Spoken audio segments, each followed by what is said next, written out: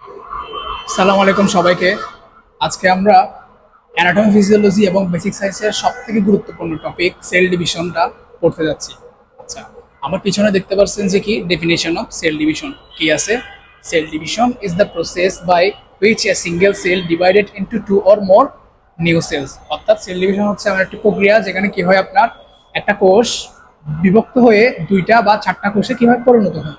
আচ্ছা, এই সেল ডিভিশনের পরে লিখছি আমি ডেফিনেশন অফ ইন্টারফেস। আচ্ছা, একটা কোষ শুধু বিভাজিত হতে পারে না, চাইলে বিভাজিত হতে পারে না সব কোষ। তো ওই কোষটাকে বিভাজন হওয়ার জন্য কিছু প্রস্তুতিমূলক কাজ করতে হয়। যদি আমি একটু বই থেকে দেখাই, দেখেন দ্য সেল সাইকেল, অর্থাৎ একটি কোষের জীবন চক্রের মধ্যে কি আছে দেখেন, এই জি1 ফেজ, তারপর হচ্ছে এস ফেজ, জি2 ফেজ, তারপর গিয়ে মাইটোসিস ফেজ বা সেল ডিভিশন ফেজ। হ্যাঁ, এখান থেকে দেখতে পাচ্ছেন।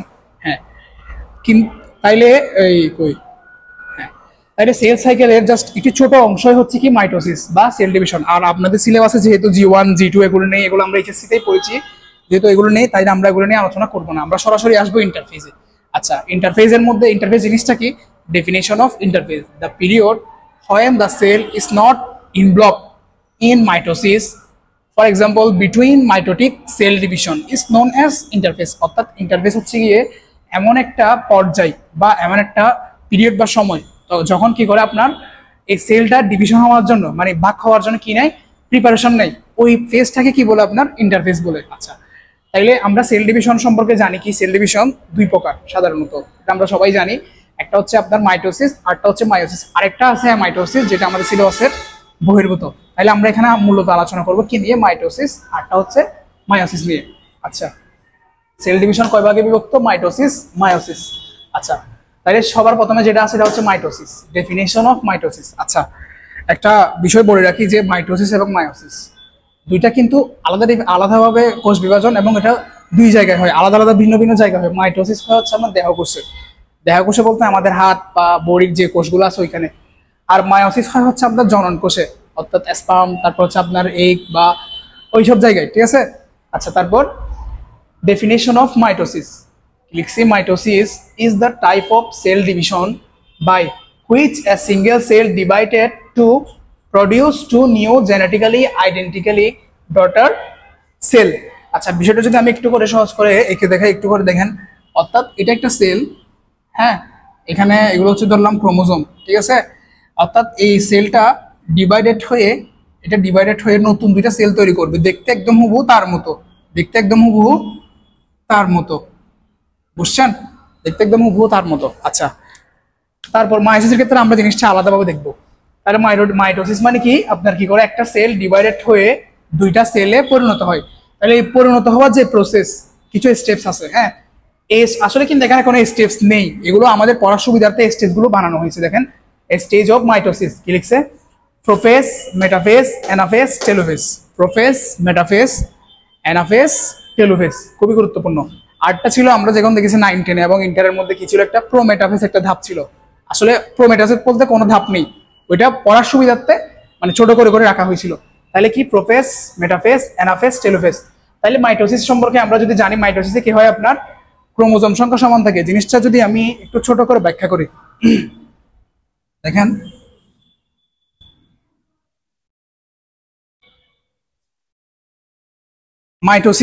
মাইটোসিসের সময় কি হয়, একটা মাতৃকোষ, যে কোষটা বিভাজিত হবে, হ্যাঁ, এটাকে কি বলি আমরা, এটাকে বলি হচ্ছে আমরা মাদার সেল। মাদার সেল,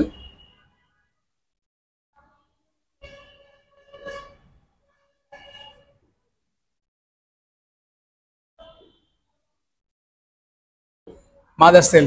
আর এই কোষ থেকে যে নতুন দুইটা কোষ তৈরি হবে, বা অপত্য কোষ বা নতুন কোষ, অপত্য মানে হচ্ছে নতুন, যে নতুন দুইটা কোষ তৈরি হবে ওইগুলোকে বলি আমরা ডটার সেল। ওগুলোকে আমরা কি বলি, ডটার সেল। হ্যাঁ, এখানে একটা কথা বলে রাখি যে ক্রোমোজোম সংখ্যা সমান হয়। ক্রোমোজোম সংখ্যা সমান হয় বলতে এই ক্ষেত্রে কি হয়, একটা সেল এটা জাস্ট ডিভাইডেড হয়ে একদম হুবহু তার মতো করে দুটো কপি তৈরি করে, যার ফলে কি হয়, আপনার এখানে যে পরিমাণ ক্রোমোজোম থাকে ঠিক সেই পরিমাণ ক্রোমোজোম এটাতেও থাকে, ঠিক সেই পরিমাণ ক্রোমোজোম এটাতেও থাকে। আরটা দুটো নতুন শব্দ, একটা হচ্ছে কি আপনার ডিপ্লয়েড, একটা হচ্ছে হ্যাপ্লয়েড। যদি ক্রোমোজোম সংখ্যা কি হয়, আপনার আমাদের মানব শরীরের ক্রোমোজোম সংখ্যা কত, 23 জোড়া বা 46টা। যদি একটা প্রত্যেকটা কোষে কিন্তু 23 জোড়াই থাকে, তাইলে প্রত্যেকটা কোষে 23 জোড়া, অর্থাৎ এখানে যদি 23 জোড়া থাকে তাইলে ওইটাকে বলে আমরা 2n, n দিয়ে প্রকাশ করা হয়। অর্থাৎ এটা যদি একটা কোষ হয় 2n, কি হয় 2n, 2n মানে হচ্ছে গিয়ে ডিপ্লয়েড, বুঝছেন? 2n মানে হচ্ছে গিয়ে ডিপ্লয়েড। আর যদি হয় n, n মানে হচ্ছে গিয়ে 2n মানে যদি হয় 23 জোড়া, তাহলে n মানে কি হবে অর্ধেক, 2n এর অর্ধেক n, তাইলে ওইটাকে বলবো আমরা হ্যাপ্লয়েড, ওইটাকে বলবো আমরা হ্যাপ্লয়েড,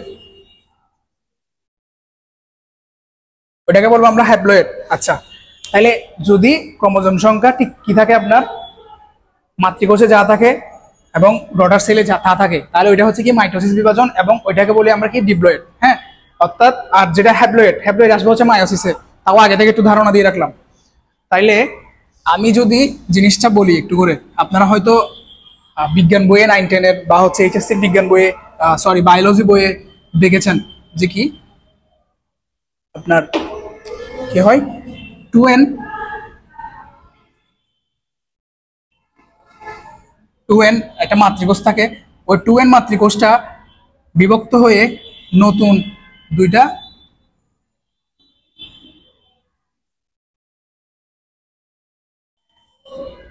কোষ তৈরি করে, যেখানেও কি থাকে আপনার ক্রোমোজোম সংখ্যা সমান থাকে, অর্থাৎ একদম দেখতে হুবহু মাতৃকোষের মতোই হয়। ওইটাকে কি বলে আপনার মাইটোসিস, সেল ডিভিশন বলে।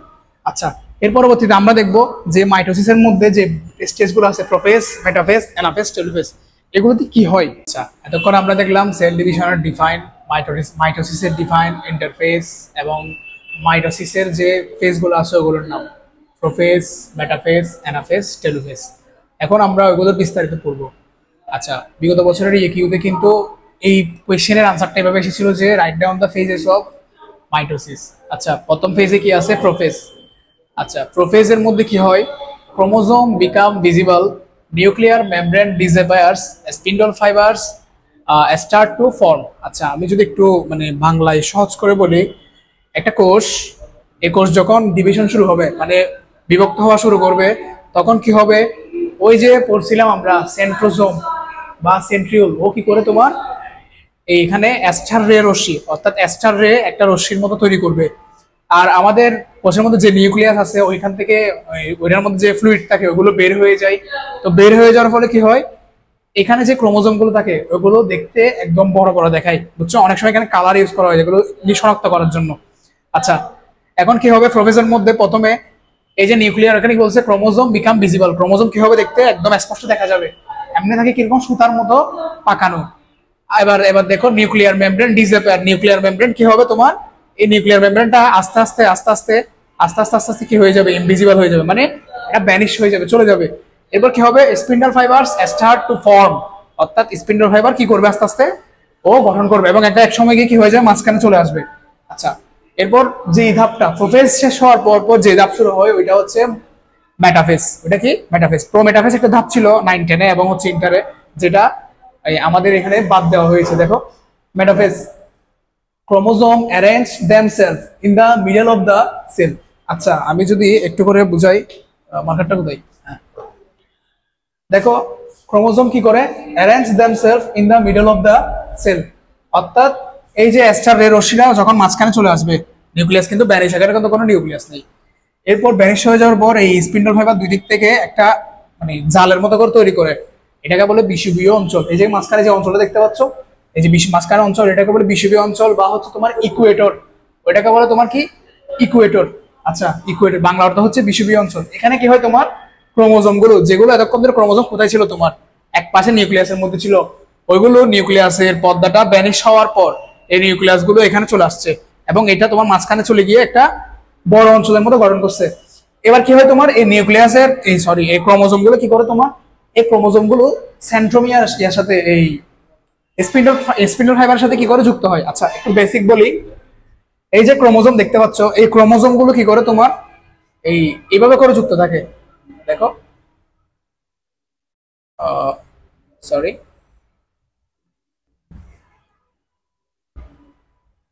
এইভাবে করে যুক্ত থাকে। তাহলে এই যে যে বিন্দুতে এটা যুক্ত থাকে, অর্থাৎ এভাবে করে যে দুইটা দুইটা করে ক্রোমোজোম যুক্ত থাকে, ওইটাকে বলে সেন্ট্রোমিয়ার। ওইটাকে কি বলে সেন্ট্রোমিয়ার। আচ্ছা, এই সেন্ট্রোমিয়ার গুলো কি হয় তোমার স্পিন্ডল ফাইবার, এখানে স্পিন্ডল সেন্টার যে ফাইবার গুলো দেখতে পাচ্ছ ওই ফাইবারের সাথে কি হয় যুক্ত হয়, যুক্ত হয়ে কি থাকে, মাঝখানে থাকে। এবং এর পরবর্তীতে এখানে এ ধাপ শেষ হয়ে যায়। দেখো each chromosome connect with the spindle fibre, তাহলে কি হয়, ক্রোমোজোম গুলো স্পিন্ডল ফাইবারের সাথে যুক্ত হয়। এবং এখানে কি হয়, তোমার মেটাফেজ ধাপ শেষ হয়। তাইলে প্রোফেজের পর কি হয়, মেটাফেজের পর অ্যানাফেজ, তারপর হচ্ছে টেলোফেজ, এবং এরপরে হবে তোমার সাইটোকাইনেসিস বা হচ্ছে পুরো কোষের বিভক্ত। আচ্ছা, এখন আমরা দেখবো অ্যানাফেজ। আচ্ছা, এতক্ষণ আমরা দেখলাম প্রোফেজ, মেটাফেজ, এবার আমরা পড়বো হচ্ছে অ্যানাফেজ এবং হচ্ছে গিয়ে টেলোফেজ। আচ্ছা দেখো, অ্যানাফেজ প্রোফেজের মধ্যে দেখেছি কি আমরা যে নিউক্লিয়ার মেমব্রেনটা চলে যাচ্ছে এবং নিউক্লিয়াস বিলুপ্ত হয়ে গেছে, নিউক্লিওলাস বিলুপ্ত হয়ে গেছে। তারপর নিউক্লিয়াসের মধ্যে উপস্থিত যে ক্রোমোসোম গুলো আছে ওগুলো কি হয়ে গেছে তোমার স্পষ্ট এবং হচ্ছে দেখতে একদম মানে মোটা মোটা হয়ে গেছিল এবং স্পিন্ডযন্ত্র গঠন করছিল। তারপর মেটাফেজে কি হয়, ওগুলো বিষুবীয় অঞ্চল বা একদম মাঝখানে চলে আসে। এবার ওইখান থেকে আমরা কোথায়, এখন অ্যানাফেজে কি হয় দেখো, chromosome split into two halves, each half move the to opposite poles of the cell. আচ্ছা দেখো, আমরা কিছুক্ষণ আগে বলছি কি, এটা হচ্ছে তোমার কি এই সেন্ট্রোমিয়ার, এটা তোমার কি সেন্ট্রোমিয়ার, এটা তোমার কি সেন্ট্রোমিয়ার। এই সেন্ট্রোমিয়ারের এক একটা বাহুকে, অর্থাৎ এক একটা বাহুকে কি বলে তোমার, ক্রোমাটিড বলে। তোমার কি বলে,